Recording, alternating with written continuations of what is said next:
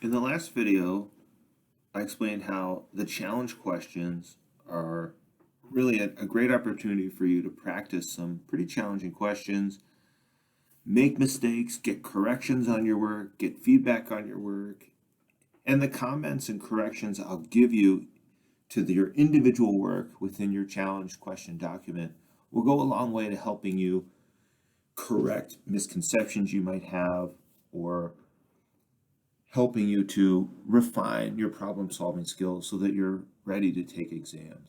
So as you work through this and the top hat questions for a specific exam, as we said, there are specific questions for each exam, we'll have a good idea of when you're ready to take an exam.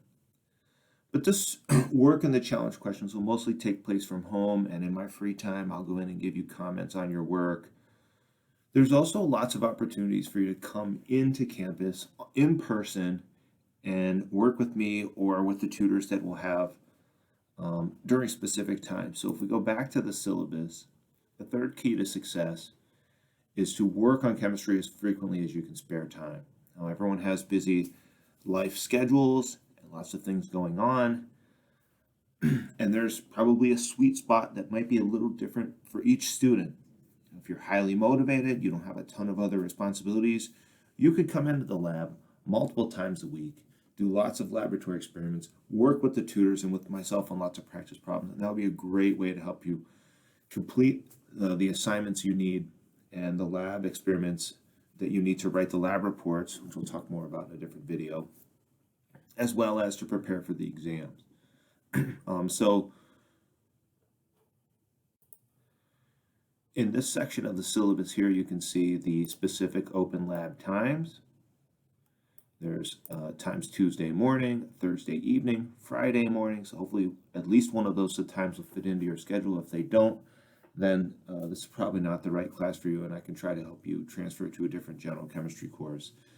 But you'll have to come in at least once a week to one of these times. It doesn't have to be the same time every week, whatever fits your schedule that particular week. But you don't want to have a long period of time where you're not working on any chemistry, because you will start to forget some of the things you've learned, and your skills will become rusty and you won't be able to probably do well on exams. So on a regular basis, you want to attend these as much as possible.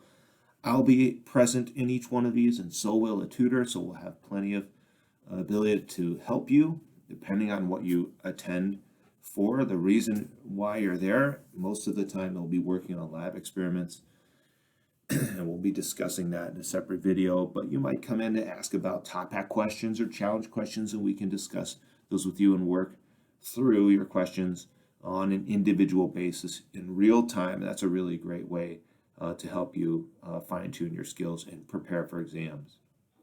So if you scroll down a little bit here, we'll talk more about this section of syllabus in a separate video. Most of this is pretty standard stuff.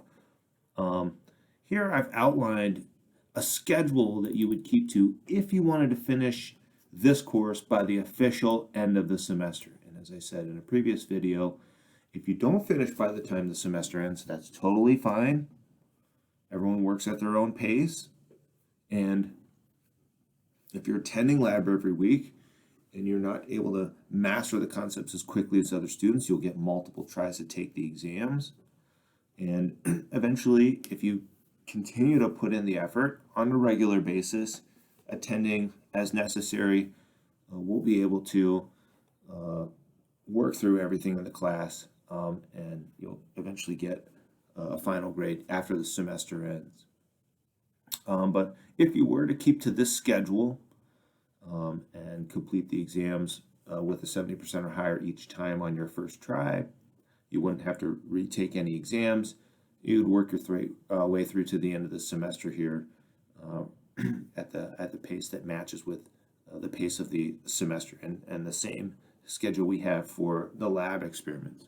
So when you come into the open labs, your priority is going to be working on lab experiments, because everything else we could potentially do virtually or at a distance or at some other time. But when we're actually in the lab at least once a week, we definitely want to make sure that you are working on the lab experiments as necessary to get the lab data you need to write lab reports, which we'll talk about again in a separate video.